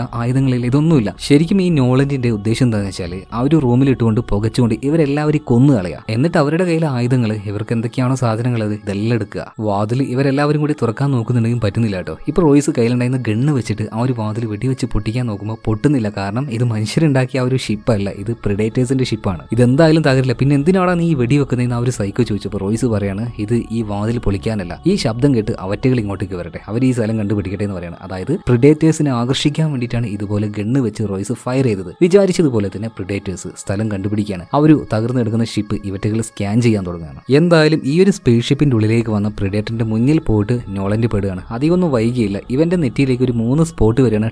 പൊട്ടുകയാണ്, തല ചെതറി പോകുന്നുണ്ട്. പിന്നീട് ആ ഒരു പ്രിഡേറ്റർ നേരെ വരുന്നത് ഇവരെ പൂട്ടിയിട്ട് ആ ഒരു റൂം ഉണ്ടല്ലോ അതിന്റെ അടുത്തേക്കാണ്. എന്നിട്ട് ആ ഒരു വാതിൽ അത് ബ്രേക്ക് ചെയ്യുന്നുണ്ട്. പക്ഷെ അത് ഉള്ളിലേക്ക് വരുന്നില്ല. എന്താണെന്ന് അറിയാൻ വേണ്ടിയിട്ട് ആ വാതിൽ ചെറുതായിട്ടൊന്ന് പൊളിഞ്ഞല്ലോ. അതിലൂടെ ഇവർ പുറത്തേക്ക് നോക്കുമ്പോൾ ആ ഒരു പ്രിഡേറ്ററിനെ കാണാനില്ല. ഇവൻ ഈ വാതിലും പൊളിച്ച് എങ്ങോട്ടേക്കാണ് പോയത്? സാധാരണ ഉള്ളിലേക്ക് വന്ന് എല്ലാത്തിനെയും കൊല്ലുകയല്ലേ ചെയ്യേണ്ടത്. എന്തായാലും ആ ഒരു ഗ്യാപ്പിലൂടെ ഒരു ഫ്ലെയർ ഗൺ ഓൺ ആക്കിയിട്ട് ഇവരങ്ങനെ ഇട്ടു പോകുന്നുണ്ട്. ആ ഒരു വെളിച്ചത്തിൽ നോക്കുമ്പോഴും ഇതുപോലെ ആ ഒരു മൃഗത്തെ കാണുന്നില്ല. ഇതുകൂടെ കണ്ടപ്പോൾ റോയ്സിന് ഒരു കാര്യം മനസ്സിലായി, അതായത് നമ്മൾ രക്ഷപ്പെട്ടു പോകാനായിട്ട് ആ ഒരു ജീവി വഴി ഒരുക്കി തന്നതാണ്. കാരണം എന്താ, അവറ്റകൾക്ക് നമ്മളിങ്ങനെ രക്ഷപ്പെട്ടു ഓടുന്ന സമയത്ത് നമ്മുടെ പിന്നാലെ വന്ന് വേട്ടയാടി വേണം നമ്മളെ കൊല്ലാനായിട്ട്. എന്തായാലും ഇവർ രക്ഷപ്പെടാൻ തന്നെ തീരുമാനിക്കുകയാണ്. ഈ പ്രിഡേറ്ററിന് ഇങ്ങനെ ഒരു പ്ലാൻ ഉണ്ടെങ്കിൽ എന്താ പറയാ, അതിനുവേണ്ടി അങ്ങോട്ട് ചെന്ന് ചത്തു കൊടുക്കേണ്ട ആവശ്യമില്ലല്ലോ. രക്ഷപ്പെടാനായിട്ട് ഇവർ എന്തെങ്കിലുമൊക്കെ കാര്യങ്ങൾ ചെയ്യണ്ടേ, ശ്രമിക്കണ്ടേ. സോ ഓരോരുത്തരായിട്ട് പതിയെ മുന്നോട്ടേക്ക് പോകണം. ഈ പോകുന്നതിന്റെ ഇടയിൽ പാവം നമ്മുടെ ഡോക്ടർ എഡ്വിന് മറ്റൊരു വഴിക്കായി പോകണം കേട്ടോ. ആ വഴിയിൽ ഇവൻ ഒറ്റയ്ക്കാണ്, കയ്യിലാണെങ്കിൽ ഒരു ഫ്ലെയർ ഗണ്ണ് പോലെ എന്തോന്നുണ്ട്. എന്തായാലും അത് വെച്ചൊരു തീപ്പന്ത് ഉണ്ടാക്കി ഇവൻ ഇങ്ങനെ പതിയെ മുന്നോട്ടേക്ക് പോകുമ്പോൾ ബാക്കിയുള്ളവരൊക്കെ മറ്റേതൊരു വഴിയിലൂടെ പോകുന്നതായിട്ട് ഇവൻ കാണുകയാണ്. ചെറിയൊരു ഗ്യാപ്പ് മാത്രമേ അവിടെ ഉള്ളൂ. സോ അതിലൂടെ തലയിട്ടുകൊണ്ട് രക്ഷിക്കണേന്ന് ഉറക്കനെ വിളിച്ചു പറയുന്നുണ്ട്. എന്നാൽ അവന്റെ അടുത്തേക്ക് ആ ഒരു പ്രിഡേറ്റർ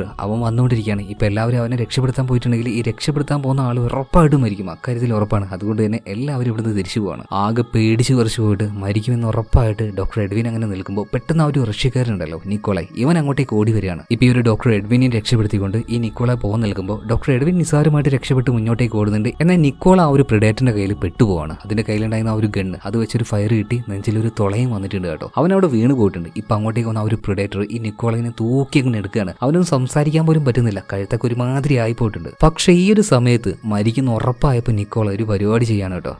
രണ്ട് കയ്യിലേക്ക് ഒരു ബോംബ് എടുക്കാണ്. അതിന്റെ മുഖത്ത് നോക്കി എന്തോ ഒരു പച്ച തെറിയും പറഞ്ഞിട്ട് ചാവടാന്ന് പറയണം. ഒരേറ്റ പൊട്ടലാണ്. അതായത് നിക്കോളയ്ക്ക് മനസ്സിലായി അവൻ എന്തായാലും മരണപ്പെടുമെന്ന്. സോ അവൻ സ്വയം ഒരു മനുഷ്യ ബോംബായിട്ട് മാറുകയാണ്. ബോംബ് പൊട്ടിയപ്പോൾ 3 ഒരു പ്രിഡേറ്റർ ഇവിടെ വെച്ച് സ്പോട്ട് ഔട്ട് ചെതറി പോവാണ്. മാത്രമല്ല ഇപ്പൊ ചത്തുപോയ ഈ ഒരു പ്രിഡേറ്ററിന്റെ പേര് ട്രാക്കർ എന്നാണ്. സോ ഇത് ചത്തത് കണ്ടപ്പോൾ ആ ഒരു സൈക്കോ ഉണ്ടല്ലോ, ഇവന് ഭയങ്കരമായിട്ട് സന്തോഷമാണ്. ആഹാ ചത്തേ കൊന്നേന്ന് വേണ്ടി ഇവനിങ്ങനെ അലറി വിളിക്കുമ്പോൾ പെട്ടെന്ന് ഈ ഏലിയൻസിന്റെ ആ ഒരു ബുള്ളറ്റ്, അതൊരു പ്രത്യേക കളറാണല്ലോ, അതിലൊരെണ്ണം വന്ന് ഇവന്റെ നെഞ്ചത്തേക്ക് ഒരു അടിയാണ് തെറിച്ച് പോയി വീഴുന്നുണ്ട് ഈ ഒരു സൈക്കോ. ഇപ്പൊ ഇവനെ ഫയർ ചെയ്ത ആ ഒരു പ്രിഡേറ്റർ അങ്ങോട്ടേക്ക് വരുന്നുണ്ട്. അതിന്റെ ആ ഒരു രൂപം തന്നെ കുറച്ചധികം വലുപ്പമുണ്ട് കേട്ടോ. ഇതിന്റെ പേരാണ് ബെർഷാക്കർ, അതായത് ഈ പ്രിഡേറ്റേഴ്സിൽ തന്നെ പ്രധാനിയായിട്ടുള്ള ആള്. ഈ ഒരു പ്രിഡേറ്റർ ഇപ്പോൾ അവന്റെ ആ ഒരു ഗൺ എടുത്തുകൊണ്ട് നേരെ നമ്മുടെ റോയ്സിന്റെ തലയിലേക്ക് വെക്കാണ്. അതിന്റെ ആ ഒരു ലേസറിന്റെ 3 സ്പോട്ട് അവന്റെ ആ ഒരു നെറ്റിയിലുണ്ട്. ഇപ്പൊ പൊട്ടു എന്ന് വിചാരിച്ചു നിൽക്കുമ്പോൾ നേരത്തെ വെടിയേറ്റ് തെറിച്ചു പോയ ആ ഒരു സൈക്കോ ഉണ്ടല്ലോ, അവൻ ചത്തിട്ടില്ലായിരുന്നു. കാരണം എന്താണ്, നോളന്റെ ഇവർ ആ ഒരു സ്പേസ്ഷിപ്പിന്റെ ഉള്ളിലേക്ക് കൊണ്ടുപോയില്ലേ, അവിടെ വെച്ച് ഈ ഒരു പ്രിഡേറ്റേഴ്സിന്റെ കുറച്ച് വസ്തുക്കളൊക്കെ പരിചയപ്പെടുത്തി കൊടുത്തല്ലോ. അതിൽ അവറ്റകളുടെ ഒരു ഷീൽഡ് ഉണ്ടായിരുന്നു. അത് ഈ ഒരു സൈക്കോ അവന്റെ നെഞ്ചത്തും അതുപോലെ തന്നെ ബേക്കിലും വെച്ചിട്ടുണ്ടായിരുന്നു. അതുകൊണ്ട് തന്നെ ആ വെടിയേറ്റത് കൊണ്ട്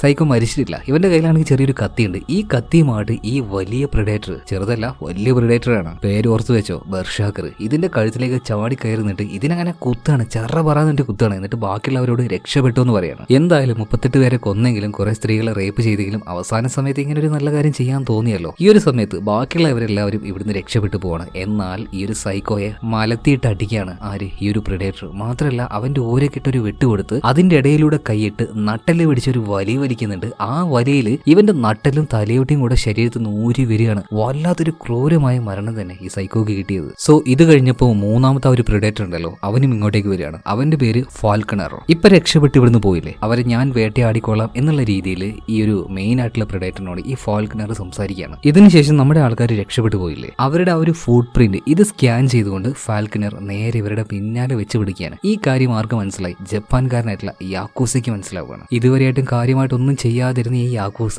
ഇവിടെ വെച്ചൊരു കാര്യം ചെയ്യാന്ന് തീരുമാനിക്കുകയാണ്. എല്ലാവരോടും പൊയ്ക്കാന്ന് പറയാണ്. പക്ഷെ ഞാനില്ല എന്ന് പറയുന്നുണ്ട്. കാര്യം എന്താണെന്ന് മനസ്സിലായ റോയ്സ് ബാക്കിയുള്ള എല്ലാവരെയും വിളിച്ചുകൊണ്ട് മുന്നോട്ടേക്ക് പോവാണ്. മാത്രമല്ല ഈ യാക്കൂസ ഇവന്റെ കയ്യിലൊരു സമുറായി വാൾ ഉണ്ടായിരുന്നല്ലോ, ഇത് പതിയെ അങ്ങ് ഊരിയെടുക്കാൻ കേട്ടോ. അതായത് ഒരു ജപ്പാൻകാരന് സമുറായി വാൾ എന്ന് പറഞ്ഞിട്ടുണ്ടെങ്കിൽ അതൊരു വല്ലാത്ത പവർ തന്നെയാണ്. അവന്റെ കയ്യിൽ അത് കിട്ടുകയാണെങ്കിൽ അവൻ എന്തും ചെയ്യാം. ഒരു വല്ലാത്തൊരു ഫൈറ്റിംഗ് സ്കില്ലിന് അവനുണ്ടാവും. അതുപോലെ തന്നെ യാക്കൂസ നല്ല ഒന്നാന്തരം ഒരു ഫൈറ്ററാണ്. ഇപ്പൊ അവന്റെ മുന്നിലേക്ക് ആ ഒരു പ്രിഡേറ്റർ ഉണ്ടല്ലോ, ഫാൽക്കണർ, ഇത് വന്നു നിൽക്കാണ്. അതൊരു പ്രിഡേറ്റർ ആണെങ്കിലും ഫൈറ്റിന്റെ കാര്യത്തിൽ ഇതിനൊരു ന്യായമുണ്ട്. അതുകൊണ്ട് തന്നെ ഇവന് ഷൂട്ട് ചെയ്ത് കൊല്ലാതെ ആ ഒരു ഗണ്ണും കാര്യങ്ങളൊക്കെ താഴെയിട്ട് ഈ പ്രിഡേറ്ററും അതിന്റെ ആ ഒരു വാൾ താഴത്തേക്ക് എടുക്കുകയാണ്. നീ വാൾ എടുക്കുകയാണെങ്കിൽ ഞാനും വാൾ എടുക്കാം, നേരിട്ട് പോരാടെന്ന് പറയണം. സോ ഈ യാക്കൂസയും ആ ഒരു പ്രിഡേറ്ററും കൂടെ അങ്ങോട്ടും ഇങ്ങോട്ടും വാൾ ഉപയോഗിച്ചുകൊണ്ട് ഫൈറ്റ് ചെയ്യാൻ വേണ്ടി തുടങ്ങുകയാണ്. അതുപോലെ തന്നെ പ്രിഡേറ്ററിന്റെ വാള് അല്ലെങ്കിൽ അതിന്റെ ആ ഒരു ശക്തി എന്ന് പറഞ്ഞാൽ യാക്കൂസയുടെ ആ ഒരു സോഡിന്റെ മുന്നിൽ എന്താ പറയാ, അത് രണ്ടും കൂടെ കമ്പയർ ചെയ്യാൻ തന്നെ പറ്റില്ല. എന്നാൽ യാക്കൂസയുടെ ആ ഒരു ഫൈറ്റിംഗ് സ്കില്ല് അതുള്ളത് കൊണ്ട് മാത്രം ആ ഒരു വാള് വെച്ച് ഈ പ്രിഡേറ്ററിനോട് അവൻ പിടിച്ചു നിൽക്കാണ്. ഇവന്റെ ദേഹത്ത് വെട്ടേൽക്കുന്നുണ്ട്. അതുപോലെ തന്നെ പ്രിഡേറ്ററിന്റെ ദേഹത്തും ചെറുതായിട്ട് വെട്ടേൽക്കുന്നുണ്ട്. അങ്ങനെ അവസാന ശ്രമം എന്ന രീതിയിൽ യാക്കൂസ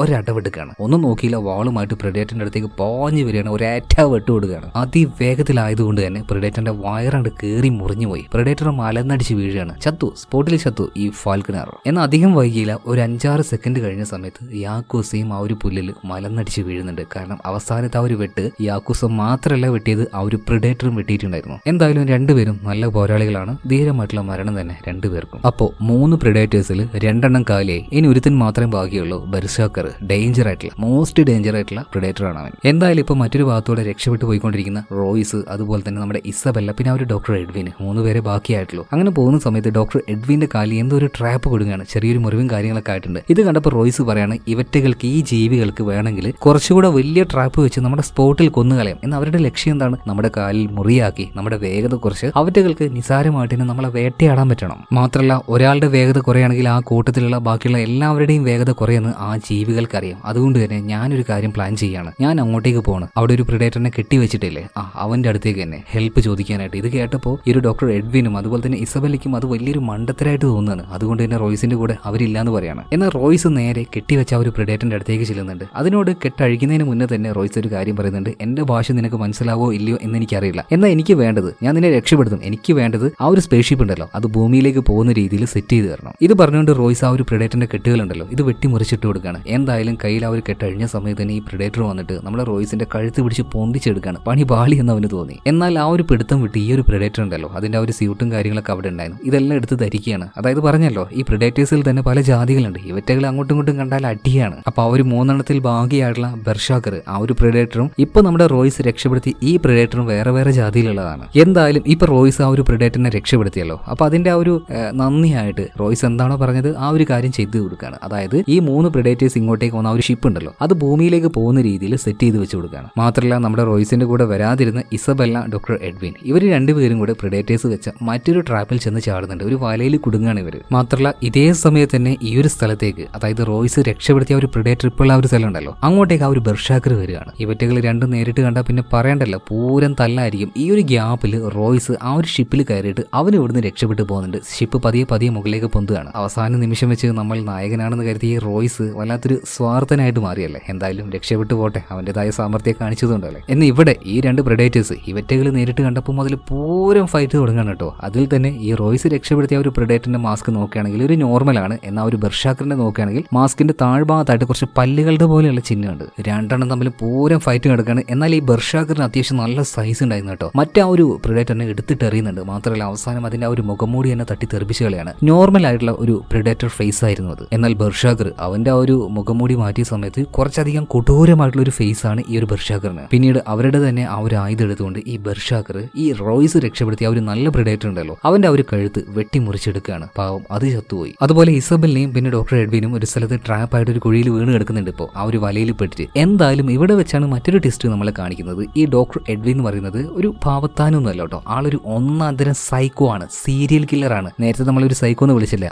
അവനേക്കാളൊക്കെ എത്രയോ മടങ്ങ് ഒരു ബ്രൂട്ടാലിറ്റി ഉള്ള ഒരു വൃത്തികെട്ട മൈൻഡ് സെറ്റ് ഉള്ള ഒരാളാണ് ഈ ഡോക്ടർ എഡ്വിൻ. ഭൂമിയേക്കാൾ എത്രയോ നല്ലത്. അവന് വേട്ടയാടണം, ആളുകളെ കൊല്ലണം, അതേ പരിപാടി തന്നെയല്ലേ ഈ ഗ്രഹത്തിലും വെച്ച് കിടക്കുന്നത്. സോ അവൻ ഇവിടെ തന്നെ നിന്നോളാന്ന് മനസ്സുകൊണ്ട് അക്സെപ്റ്റ് ചെയ്യാണ്. മാത്രമല്ല അവൻ ആ ഒരു തുടക്കത്തിൽ ഒരു പ്ലാന്റിനെ കുറിച്ച് റഷ്യക്കാരനായിട്ടുള്ള നിക്കോളോട് പറഞ്ഞില്ലേ, ആ പ്ലാന്റിന്റെ ഒരു ഇച്ചിരി വശം അവന്റെ കയ്യിലുണ്ടായിരുന്നു. അതൊരു ചെറിയ കമ്പിൽ നേരത്തെ പുരട്ടി വെച്ചിട്ട് ഇപ്പൊ അവന്റെ കൂടെ ഇവിടെ വീണെടുക്കുന്ന ഇസബല്ലയുടെ കഴുത്തിൽ ചെറുതായിട്ടൊന്ന് കുത്തുന്നുണ്ട് കേട്ടോ. അതോടെ അവളുടെ കഴുത്തിന് താഴേക്ക് പാരലൈസ് ആയി പോകുന്നുണ്ട്. അതുപോലെ തന്നെ ആ ഒരു പ്രെഡേറ്റർ ബെർഷാക്കറിനെ നോക്കുകയാണെങ്കിൽ റോയ്സ് രക്ഷപ്പെട്ടുകൊണ്ട് അവന്റെ ആ ഒരു സ്പേസ്ഷിപ്പ് എടുത്തുകൊണ്ട് പോകുന്നില്ലേ, ഇതിന് നോക്കിയിട്ട് ഒരു ബോംബ് ഒരൊറ്റ പൊടലാണ്. സ്പേസ്ഷിപ്പ് ആകെ തകർന്നു പോയി പൊട്ടി ചെതറി പോകുന്നുണ്ട് കേട്ടോ. അതിന്റെ ഉള്ളിൽ ഉണ്ടായിരുന്ന റോയ്സ് മരണപ്പെടുകയാണ്. എന്തായാലും അവസാന നിമിഷം വെച്ച് സ്വാർത്ഥത കാണിച്ചില്ലേ, അത് വേണ്ടായിരുന്നല്ലേ. എന്തായാലും ആ ഒരു ഷിപ്പ് തകർന്ന് താഴേക്ക് വീഴാണ്. എന്നാൽ ഇവിടെ വെച്ചാണ് മറ്റൊരു കാര്യം കാണുന്നത്. റോയ്സ് ശരിക്കും അതിൽ കയറിയിട്ടുണ്ടായിരുന്നില്ല. ഇതിങ്ങനെ പൊന്തുന്ന സമയത്ത് ബെർഷാക്കറാണ് ആ ഒരു ഫൈറ്റിൽ ജയിക്കുന്നെങ്കിൽ ഉറപ്പായിട്ടും അത് വെടിവെച്ച് പൊട്ടിക്കുക എന്നുള്ളത് കാര്യം നമ്മുടെ റോയ്സിന് ഉറപ്പായിരുന്നു. സോ അവനതിൽ കയറിയില്ല. അങ്ങനെ ഒളിച്ചിരുന്ന റോയ്സ് നേരെ വന്നിട്ട് ആ ഒരു കുഴിയിൽ വീണ് കിടക്കുന്ന ഇസബല്ലയെ രക്ഷപ്പെടുത്താണ്. എന്നാൽ ഡോക്ടർ എഡ്വിൻ ഇപ്പൊ ഇവിടെ കാണുന്നില്ല. അവളുടെ ബോഡി ആണെങ്കിൽ പാരലൈസ് ആയി കിടക്കുകയാണ്. അവൾ എന്തോ ഒന്ന് പറയാൻ ശ്രമിക്കുന്നുണ്ട്. ഈ ഒരു കാര്യം റോയ്സിന് മനസ്സിലായി കേട്ടോ. അതായത് ഡോക്ടർ എഡ്വിനെ കുറിച്ച് തന്നെയാണ്. ഇപ്പൊ പെട്ടെന്ന് റോയ്സ് ഒറ്റ തിരിയലാണ്. ഒരുത്തിന്റെ കഴുത്തിന് ഒരു പിടുത്തം പിടിക്കുന്നുണ്ട്. മാത്രമല്ല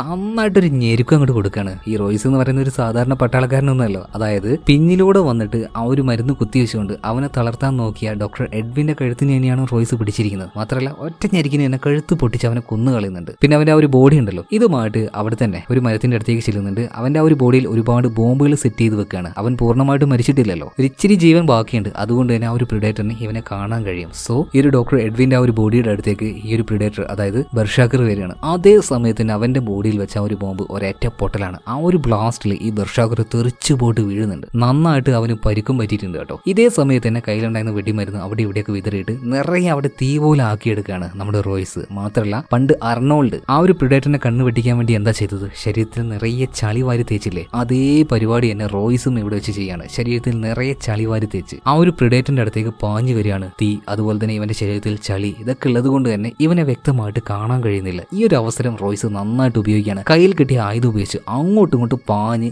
ഓരോ വെട്ടം കൊണ്ട് കൊടുക്കുകയാണ്. വെട്ടെന്ന് പറഞ്ഞാൽ ചെറിയ വെട്ടൊന്നല്ല, നല്ല ഒന്നാം തരം വെട്ടാണ്. വെട്ടി എവിടുന്നൊക്കെ അടി വരുന്നതെന്ന് ഈ ഒരു ബെർഷാക്കറിന് അതായത് ഈ ഒരു പ്രിഡേറ്ററിന് തിരിയുന്നില്ല, അവന് കാണാൻ കഴിയുന്നില്ല ഒന്നും. അങ്ങനെ അട്ടി കിട്ടി ഒരു പരിവായി തളർന്ന് അവനിങ്ങനെ നിൽക്കുന്ന സമയത്ത് ഈ ഒരു പ്രിഡേറ്റർ അതിന്റെ ഒരു ബുദ്ധി ഉപയോഗിക്കുകയാണ്. അതായത് മനുഷ്യന്റെ ഹൃദയടിപ്പുണ്ടല്ലോ, അത് ഈ ജീവികൾക്ക് ഡിറ്റക്ട് ചെയ്യാൻ കഴിയും. അത് ഉപയോഗിച്ച് സൂക്ഷ്മമായിട്ട് അത് നിരീക്ഷിച്ചിട്ട് എവിടെയാണോ ഈ റോയ്സ് ഒളിച്ചിരിക്കുന്നത് അവനെ കണ്ടുപിടിക്കുകയാണ്, എടുത്തിട്ട് കൊണ്ടുവരികയാണ്. പിന്നെ പറയണ്ടല്ലോ, കൈ കിട്ടിക്കഴിഞ്ഞാൽ മനുഷ്യരെ കൊണ്ട് പ്രിഡേറ്റേഴ്സിന് ഒന്നും ചെയ്യാൻ കഴിയില്ല. മനുഷ്യരെക്കാൾ ഒരു 4 ഇരട്ടി ശക്തിയും വലുപ്പമുള്ള ജീവിയാണിത്. അങ്ങനെ അടിച്ചിട്ട അവന്റെ ആ ഒരു കഴുത്ത് അത് വെട്ടിയെടുക്കാനായിട്ട് ഈ ഒരു പ്രിഡേറ്റർ അതിന്റെ ആ ഒരു വാളിങ്ങനെ ഊരി പിരിച്ചെടുക്കുകയാണ്. ഇതേ സമയത്ത് തന്നെ നമ്മുടെ ഇസബെല്ല ഉണ്ടല്ലോ എങ്ങനെയൊക്കെയോ ഉരുണ്ട് ചെന്ന് അവളുടെ ആ ഒരു സ്നൈപ്പർ എടുക്കുന്നുണ്ട്. എന്നിട്ട് ഈ വെട്ടാൻ വേണ്ടി നിൽക്കുന്ന ഈ ഒരു പ്രിഡേറ്റർ ഉണ്ടല്ലോ ഇതിന്റെ ആ ഒരു ഷോൾഡറിലേക്ക് അതായത് കൈയുടെ അടിയിലേക്ക് ഒരേറ്റ പൊട്ടിക്കലാണ്. പ്രിഡേറ്റർ ഇപ്പൊ പെട്ടെന്ന് നോക്കാണ് ആ ഒരു വാളുണ്ടല്ലോ അത് ഇസബെല്ലയ്ക്ക് നേരെ ഒരേറ്റ എറിയുന്നുണ്ട്. അത് ഭാഗ്യത്തിന് അവളുടെ നെഞ്ചിൽ കയറിയില്ല, കൈയുടെ ഭാഗത്ത് ഷോൾഡറിന്റെ ഭാഗത്ത് കുത്തിക്കയറുന്നുണ്ട്. എന്ന് വെടിയേറ്റ ഈ ഒരു പ്രിഡേറ്ററിന് ബെൽഷാക്കറിന് എഴുന്നേറ്റ് നിൽക്കാനൊന്നും കഴിയുന്നില്ല. അതവിടെ വീണുപോയി. ഇപ്പൊ നമ്മുടെ റോയ്സ് അങ്ങ് എഴുന്നേറ്റ് നിൽക്കുകയാണ്. അവന്റെ തന്നെ ആ ഒരു കോടാലി ഉണ്ടായിരുന്നു, അതായത് പ്രിഡേറ്റേഴ്സിന്റെ തന്നെ ആയുധാണ്. ഇതെടുക്കാണ് എന്നിട്ട് തലക്കിട്ട് അടിക്കുന്നുണ്ട് എന്ന് വെച്ചാൽ എമ്മാതിരി വെട്ട. ആ വെട്ടിൽ ഇതിന്റെ തല തന്നെ ഇളകി പോവാണ്. ഇതിനുശേഷം ഈ പ്രിഡേറ്റേഴ്സിന് ഒരു പരിപാടിയുണ്ട്. ചാവെന്ന് ഉറപ്പായ ഇവരുടെ കയ്യിൽ ഒരു ബോംബുണ്ട്, അത് പൊട്ടിച്ചു കളയും. ആ ഒരു ഏരിയ മുഴുവൻ തന്നെ തകർന്നു പോകും. അത് ചെയ്യാനായിട്ട് റോയ്സ് സമ്മതിച്ചില്ല.